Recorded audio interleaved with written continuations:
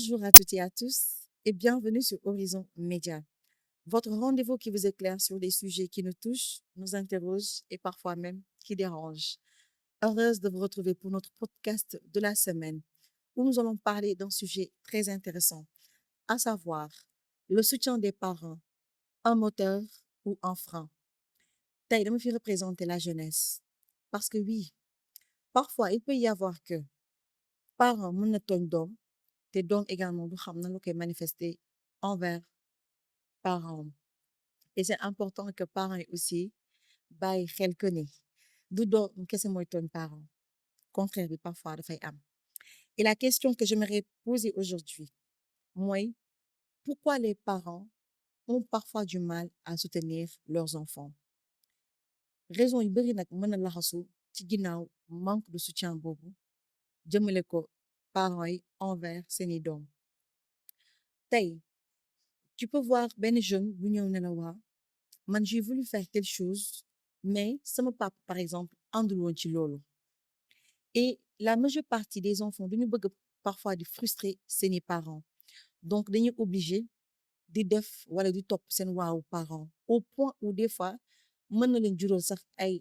gàllankoor c'est-à-dire du ñu am lu leen neex réellement. Bu ñu jëlee par exemple kaaw ay métier di nga gis sa doom par exemple bëggoon benn métier spécialement nga ne non métier boobu baaxul wala métier par exemple amul xaalis bëgguma nga def ko alors que peut-être loolu moo nekkoon rêve xale bi pour mu réaliser ko léegi su bëggul frustrer parent bi forcément ce qu'il va faire mooy day préférer renoncer à moom li mu bëgg pour topp ci waawu parent bi. Et j'ai l'habitude de dire extérieur da ngay gis ne les blancs par exemple bu ñu seetloo seen doom depuis xale dafa am lu mu tàmm di def benn jeu par exemple wala di ko fowee sax da ngay gis dañ ko ci encourager dès bas âge teel ko dugal ci domaine boobu mu xool nu mu ci amélioré woo gën a yokk ay performance am par rapport ak potentiel boobu. Mais ici on a du mal à lan jàppale suñuy doom par rapport ak ñoom li ñu bëgg la majeure partie dañuy bëgg sax di diriger suñu vie wu doom. Et c'est ce que beaucoup d'enfants aujourd'hui du subir tey ñu bëgg ñu ngi koy nakarlu te duñu xam comment le faire. Si aujourd'hui me choisir thème bi c'est particulièrement parce que j'ai eu des demandes ay xale yi nga xam ne dañuy ñëw ne la sama parent par exemple soutenir ma dans telle ou telle chose dañ may seetaan face à mes combats dañ may seetaan face à mes faiblesses ou parfois dañuy bëgg ma def forcément ñoom li ñu bëgg.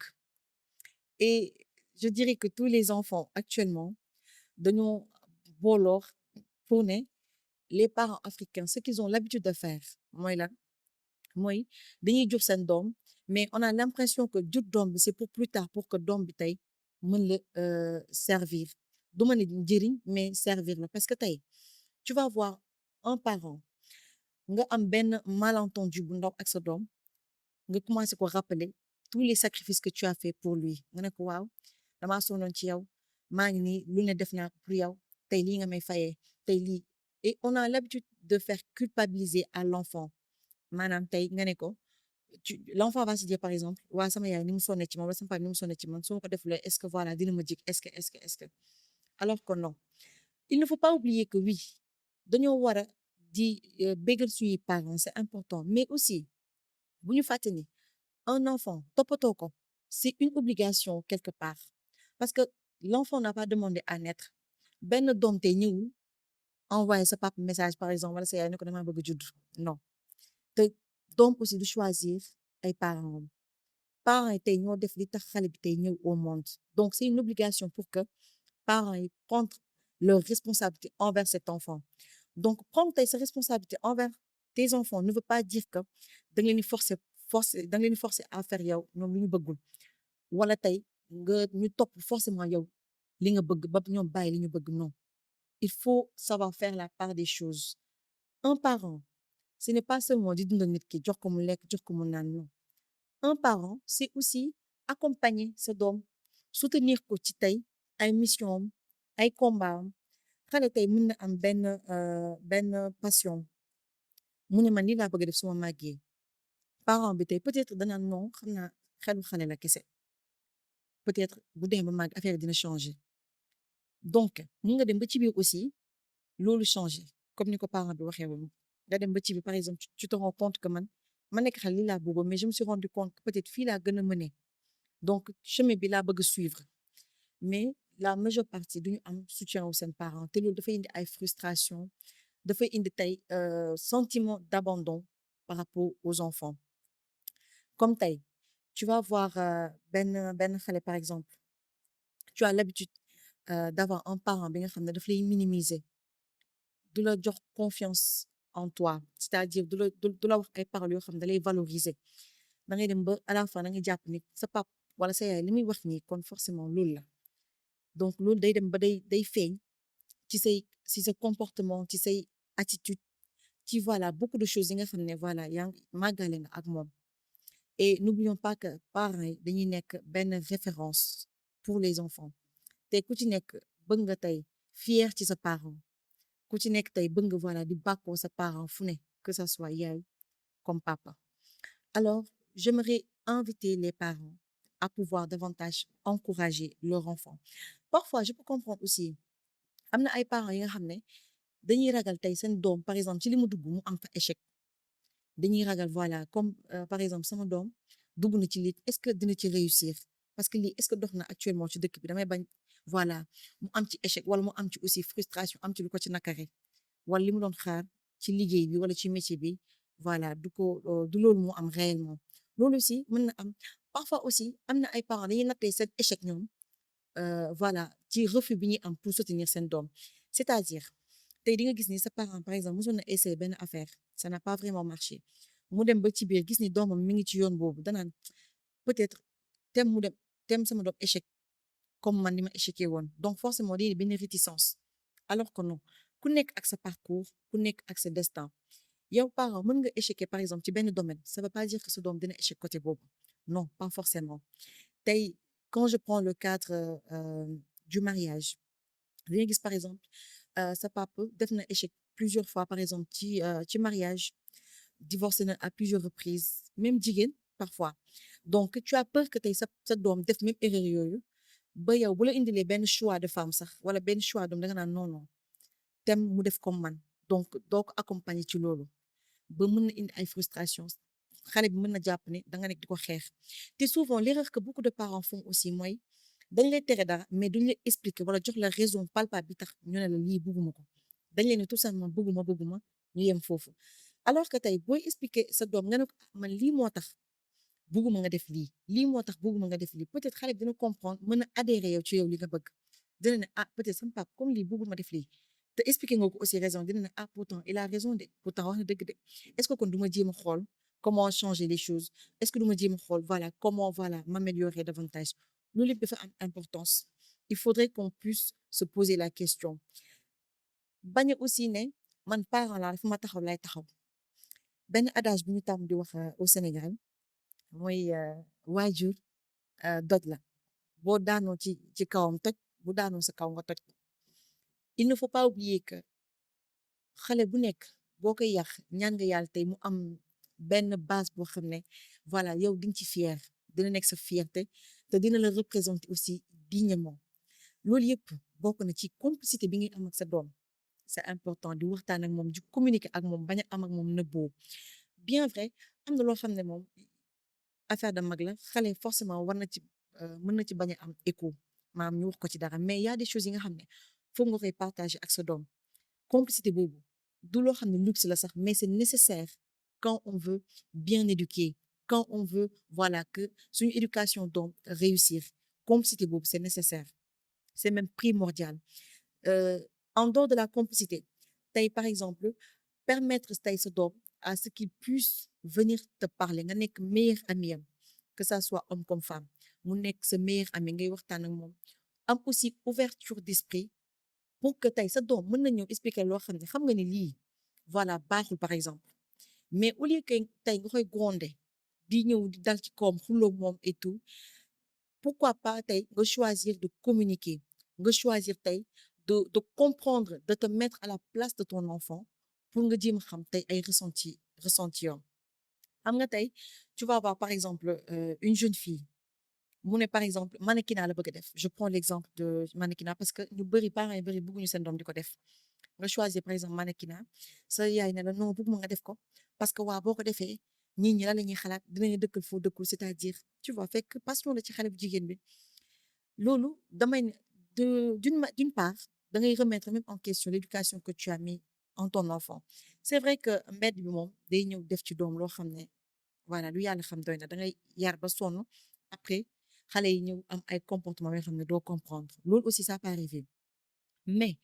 tey pourquoi pas tey sa doom bu la waxee benn affaire boo xam ne même si tu n'adhères pas nga mën a waxtaan ak moom pour nga xamal ko ni peut-être lii mën na am lu gën bu fekkee ni tu n'arrives pas à mën a am benn entente ak sa doom par rapport à ça nga mën ko ci accompagner nga bañ ko perdre de vue parce que tey accompagnement boobu day tax tey fu muy teg tànkam dina leen ah li ma la waxoon ni finalement fii laa ci toll fii laa ci toll fii laa ci toll dina ci waxtaan ak yow ba nga xam ne tey du nga ko ci mën a topp mën ko ci suivre ba doo ci am ëllëg la nakare waaye moom aussi du am lu ko ci nakare c'est important parfois il est important aussi de laisser les enfants faire des erreurs ñu def erreur yoo xam ne après ñun dinañ toogaay revenir xamal ni ah sama papa pourtant li ma waxoon dëgg la de wala sama yaay li ma waxoon pourtant dëgg la de loolu aussi da ci am solo chaque personne doit apprendre ci ay erreur am loolu day tax nit dem expérience day mën a voilà jàng day xam aussi àddina parce que ce n'est pas seulement kër mooy yar mbedd bi day yar expérience aussi day yar les conséquences aussi dañuy yar voilà des fois da ngay gis parent na la tere mu të bàyyil mu gis boo teree ba sonn yenn affaires yi bu demee conséquences yi dina tax tey dina revenir dina changer tey voilà de comportement dina taxaat mu gën a toog gën a defaraat voilà toogaayam loolu tamit am na ci solo et l'autre chose on peut voir également des parents yi nga xam ne dañuy réticents parce que lan la nit ñi di xalaat lan la nit ñi di wax am na ñoo xam ne dañuy bàyyi tellement xel li nit ñi di wax société bi lu ñuy wax famille bi lu ñuy wax au lieu que tey nga tenir en compte wala nga prendre en compte sa doom ay ressentir pour ma part li gën a important ci man mooy sama doom li muy ressentir nan la may gisee nan la may xoolee loolu moo ëpp importance que nit ñi lu ñuy xalaat parce que nit ñi nga def ñàkk def forcément dinañ xalaat parfois du ñu am sax exactement lan moo xew mais juger dañ cee gaaw rawatina sénégalais dañoo gaaw ci juger donc li gën a am solo mooy nga gën a concentré ci sa doom li muy ressentir sa doom ban image yow la am par rapport à toi parce que tey da ngay jël ressenti li nit ñi di xalaat nga teg ko ci kaw say doom lu muy ressentir après loolu aussi xale bi mën na ko jural tey par exemple benn haine boo xam ne benn rancune ci biir xolam du xam nu mu la koy waxee du la ko wax mais mi ngi la koy xoolee loolu dina tax des fois sax dañuy gis nga dem ba toll adolescence wala yenn âge yi wala par exemple xam nga ne natt nga sa bopp xam nga ne tey mën nga jàkkaarloo sa yaay wala sa papa nga commencé ko wax ay wax yoo xam ne moom sax day choqué wu danaan man sama doom yarewu ma ko nii pourquoi ça alors que dafay nekk ay traumatisme yi nga xam ne c'est à travers ce comportement c'est à travers tey ce détachement ak sa manque d'écoute ci moom loolu mooy waral loolu mooy jur tey voilà comportement yi muy révolté wu wala mu lay tontu ay tontu yoo xam ne du la neex et je crois que benn yaay tey wala benn pap bugul tey sa doom di la wax yenn wax yi wala di jàkkaarloo ak yow di am nu mu lay xoolee du la neex en tout cas si tu es un parent responsable c'est important donc bañ a bàyyi li nit ñi di xalaat boo ko defee ñii nañ wax boo ko defee non pose-toi la question kii su fekkee ne jàppale ma ko ci lii lan la mën a jur parce que forcément dina am ay conséquences boo teree nit ki kese sans nga jox ko raison li tax mu war a mën a bàyyi mën na tax du la déglu wala boo ko joxe ay raisons yi nga xam ne jàpp na ni bu xalaatee ak xel mu sell dina xam ne lii teguwul day tax mën na voilà bañ laa déglu wala mën na bañ a bàyyi xel également ci li ngay wax donc il faudrait que ñu mën ci bàyyi xel en tant que parent léegi j'aimerais revenir à ce que conséquences yi nga xam ne voilà manque de soutien da koy def y a des personnes yi nga xam ne ce n'est pas seulement les femmes y a des hommes yoo xam ne aussi ñu ngi dund pression familiale c'est-à-dire sa parent tey voilà teg la ay charges yi nga xam ne ci biir kër gi yoo xam ne antanoo ko par exemple bu ñuy jugee ci aspect financier parce que la majeure partie bu dee góor moom problème yi mën a am ak famille am mooy aspect financier ak aussi peut-être affaire de jabar parce que voilà loolu aussi dafay nekk sujet boo xam ne dafa xaw a complexe mooy say parents tey sas loo xam ne antanoo ko j'en ai une fois parlé sans benn podcast comme quoi y a des parents dès que nga commencé def benn liggéey bu ndaw boo xam ne c'est juste pour voilà subvenir à tes besoins ñu jël charge yu kër gi teg la ko dépense bi ñoo sas la ko di la laaj loolu ak loolu di la demander des choses yi nga xam ne yow antanoo ko loolu aussi dafay indi benn frustration yow doom bi day naan est-ce que man sama papa yërëm na ma est-ce que man vraiment sama yaay mi bëgg na man ma tekki réellement est-ce que bëgg na ma egsi fii les enfants se posent ce genre de questions et on a l'habitude tey di tenir en compte jeunesse bi def nañ lii jeunesse bi def nañ lii di casse tout le temps mais est-ce qu'on se pose la question jeunesse bi aussi lan moo waral tey ñuy révolté wu parce que ñoom ñëpp a révolté wu actuellement ñoom ñëpp a révolté wu ñoom ñëpp a impatient ñoom ñëpp a nerveux parce que frustration yi ñu dajale ci seen biir kër yi dafa bëri donc la meilleure manière de mën ko génne mooy dañuy nekk ci mbedd bi di def tout et n'importe quoi am ay réactions ak ay comportements yoo xam ne da nga xam ne lii des fois da ngay xool nit xam ne du manque d'éducation mais frustration la mais amertume la bu mu dajalee ci biir xolam te comme on n'a pas amuñu culture tey sa papa def dara wala sa def dara nga wax ko dëgg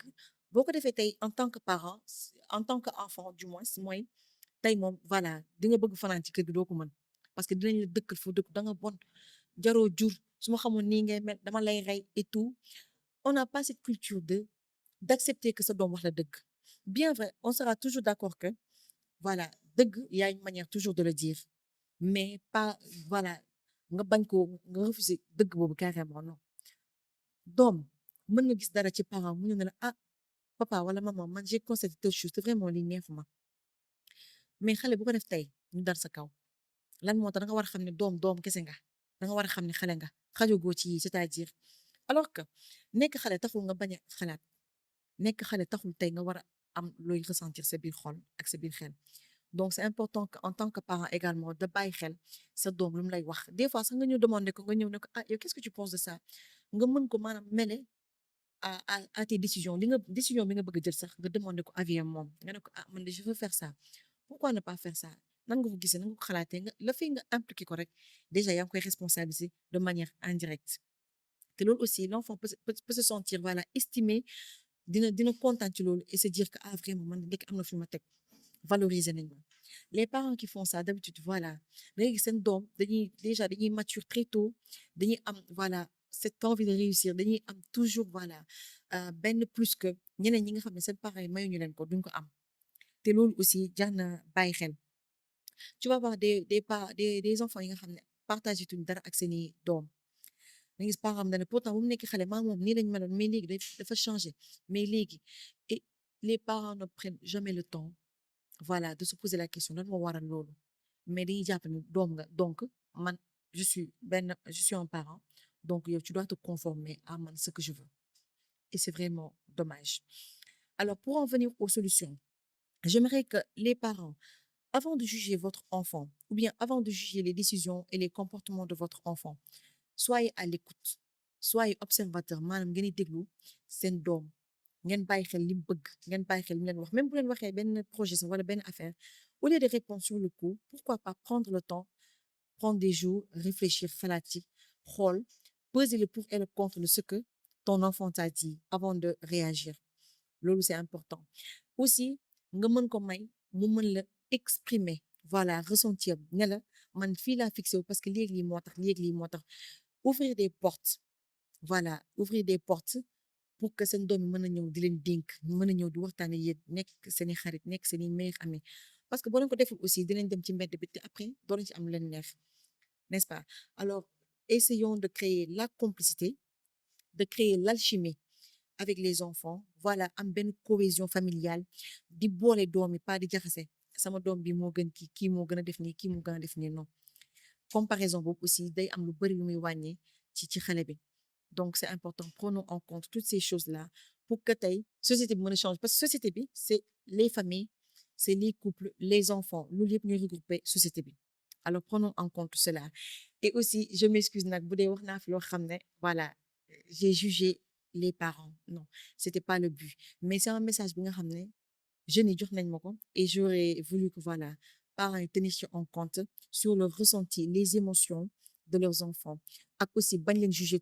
trop vite ak aussi avoir des paroles valorisantes pas taxaw naan ko yow doo tekki dara doo nangam wala xula diw loolu aussi am na lu bëri lu muy wàññi ci xale donc évitons toutes ces choses alors voilà c'est ce que je voulais partager avec vous sur ce podcast concernant notre thème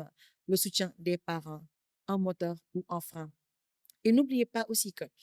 juste un mot valorisant d'un parent dafay motiver jeune dina la tax tey nga xeex pour egg foo xam ne voilà peut-être boo naroon am barrière sax dangay gën a góorgóorlu pour dépasser barrière boobu alors prenons ça en compte et je vous dis à très bientôt sur Horizon Média merci à vous